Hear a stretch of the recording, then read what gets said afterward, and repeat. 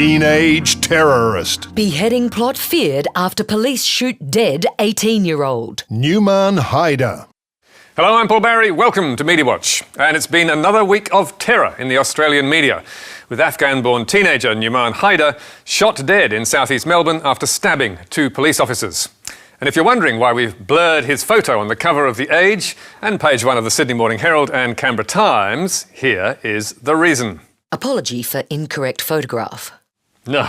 Really? Yes, really.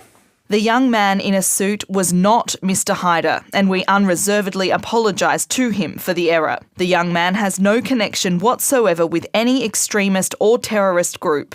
Not surprisingly, the innocent man's family was devastated, with his father, Shah Alam, telling Media Watch, My son is upset and crying all the time. All of my family is upset. We came from overseas to set up a new life. It's shameful that they can do this. Shah Alam says he has no idea how The Age obtained his son's photograph, or how he can now repair the damage that's been done. Millions of people could have seen this photo. How can I explain this to all of them that my son is not a terrorist? He's studying, and I had a good dream for him. But now what does he have? But how on earth did The Age get it wrong? Well, they took the photo from the Facebook site of a friend of Numan Haider, and they thought it matched other pictures they had of him. But of course, it did not. As Editor-in-Chief Andrew Holden told 3AW, There's absolutely nowhere to hide in a case like this. It's a terrible mistake. It shouldn't have happened. We've got to cop it on the chin, and it's terrible for Mr. Alam. He's absolutely right. But putting Fairfax's failure to one side, the dramatic Melbourne shooting dominated headlines around the country. Cops kill terror suspect. Terror suspect killed. And while News Corp's Herald Sun and The Advertiser reported it straight on Wednesday morning, the Daily Telegraph and Courier Mail were quick to crank it up. Cops kill fanatic. Police kill Abbott Jihadi. Gunned down after PM terror threat. The Telegraph's front page reported the teenage Islamic extremist had made repeated threats against the Prime Minister. And this was soon being recycled on ABC News 24 and Channel 9's Today Show by the editor of the Courier Mail's Sunday stablemate. So the homegrown terror threat is there. An extraordinary situation overnight. This guy had plotted to kill the PM. But within a couple of hours, the claim had been denied by the Australian Federal Police's Acting Commissioner, Andrew Colvin. And next day, the telly was forced to pull back, admitting Haider is believed to have not made any specific threats against the PM. Meanwhile, with its early deadlines, the Sydney Morning Herald had missed the shooting story entirely in its Wednesday paper, while The Age had missed it for its first edition. But The Age soon hit back online with its own exclusive scare. Melbourne terror shooting. Numan Haider planned to behead Victoria police officers, drape bodies in IS flag. The Age's claim by veteran police reporter John Sylvester was also seized on by others in the media, including 7, 10 and 9's Evening News. Good evening. Disturbing new information is emerging about the teenage terror suspect shot dead at Endeavour Hills. It's claimed 18-year-old Numan Haider planned to behead police and post the images online. But what was the evidence for this? Well, Haider was reportedly carrying 2 knives and the flag used by Islamic State, so it's conceivable he had it in mind. But on ABC Melbourne 774, Victoria's Police Chief Ken Lay was quick to scotch suggestions the 18-year-old was planning to behead anyone. What you just mentioned is absolute speculation. I'm not aware of any evidence that would suggest that that's correct. We do need to be really, really careful of making suggestions, and often these quite outrageous suggestions which are, to my knowledge, not based on any fact. Meanwhile, Victorian Premier Dennis Napthine was also busy calling for calm. It is not about faith. It's not about ethnicity. It's about the alleged behaviour of an individual. And it's important that our community continue to work together. It is critical that no particular group within the community is singled out or targeted. Yet even before the Melbourne stabbing, the media was doing exactly that, and giving the public more than enough to worry about. especially in Sydney, where the Sunday Telegraph ran this alarming front-page story 8 days ago. Cell block terror. How inmates plot terror from inside our toughest jail. Inside the Sunday Telly, the threat was cranked up with a couple of scary headlines. Streets of terror. The jailhouse jihadis. With a warning that a rogues gallery of Australia's most dangerous Islamic terrorists were using jail sweepers, visitors and a sophisticated code to continue jihadi activities from inside Goulburn's Supermax, Australia's most secure prison. Next day, the front page of the Daily Telegraph was even more worrying because, according to the paper, Goulburn Jail had now exploded.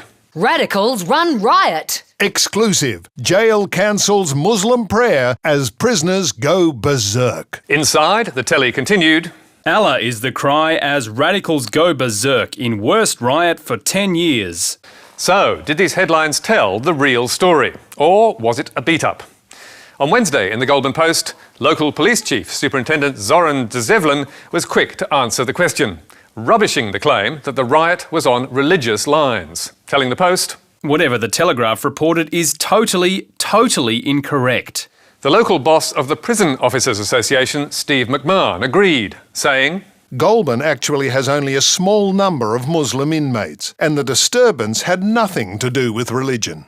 On a closer look, a good deal of what the telly claimed in its headlines appears to be misleading or just plain wrong. Here's a few questions we put to Corrective Services New South Wales and their answers.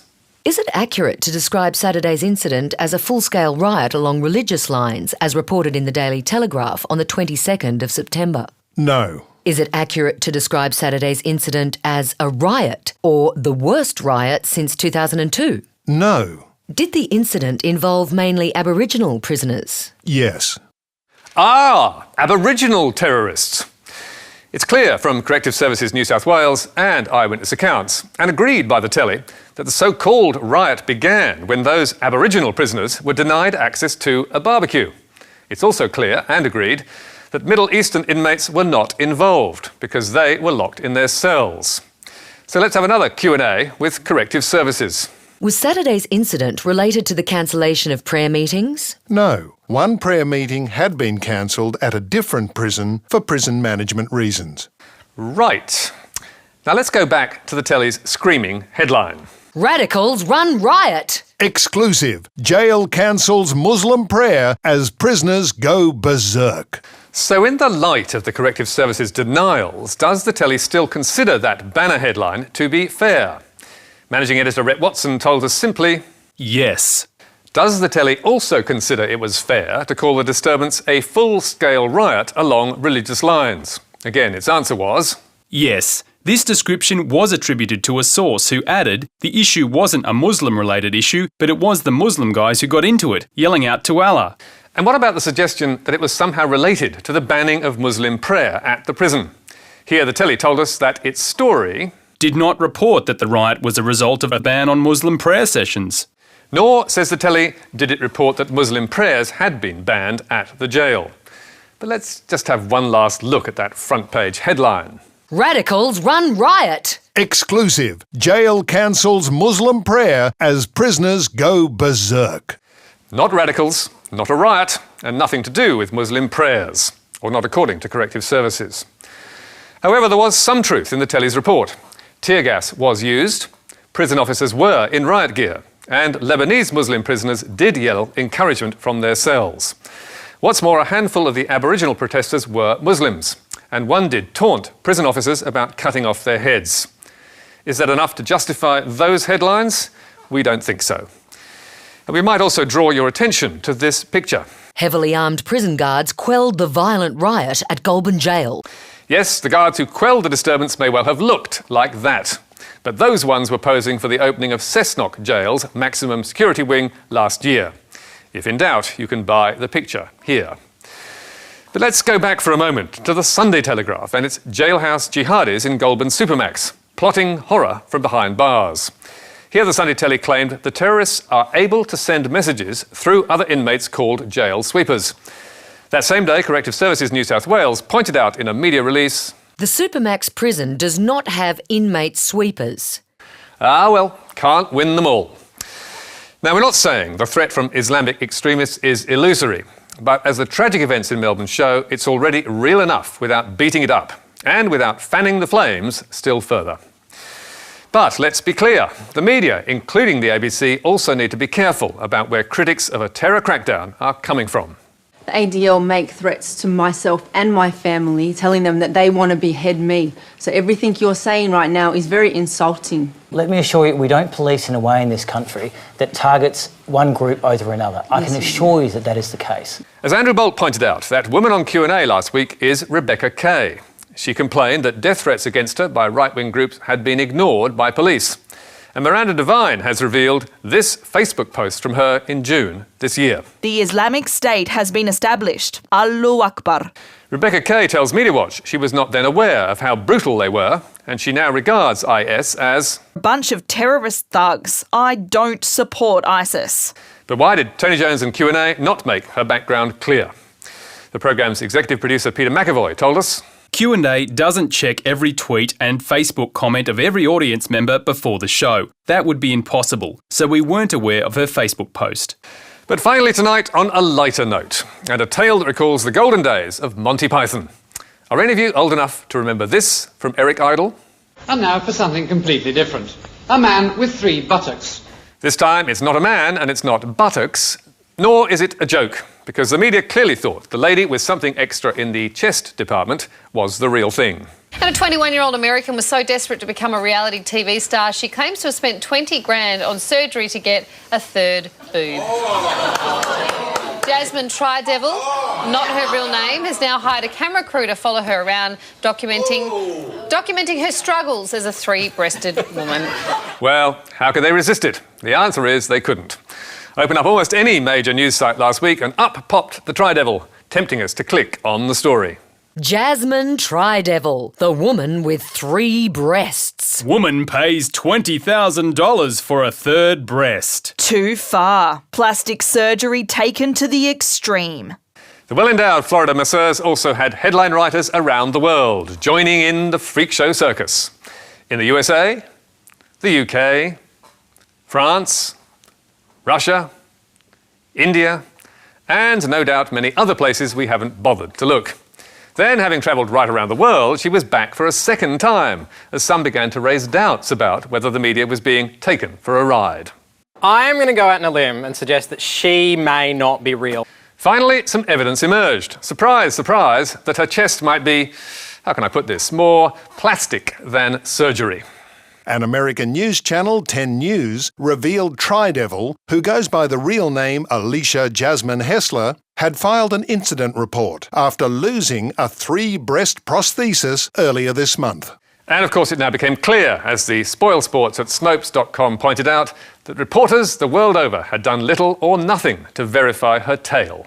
Multiple media outlets took her claims at face value. They contacted no one who knew or had seen Ms. Tridevil. They sought no third-party photographs of her. They didn't verify the story with the doctor who supposedly performed her unusual enhancement surgery, nor did they probe her obvious pseudonym to determine her real name and background. Which included an arrest last March in Florida, and here's the mugshot, for using a fake ID. Meanwhile, Ms. Hessler, aka Tridevil, still maintains on her Facebook site she has told the truth. The contents found in my bag at the airport was a mould of my chest, and I am going to provide physical proof very soon. She's also posted pictures of her scars to bolster her case. But we rather like this comment left on her page, which could be good advice to all the media. Stop making stupid people famous. And you can read more about tonight's stories on our website, where you can also get a transcript and download the programme. You can also catch up with us on iView and contact me or Media Watch on Twitter. But until next week, that's all from us. Goodbye.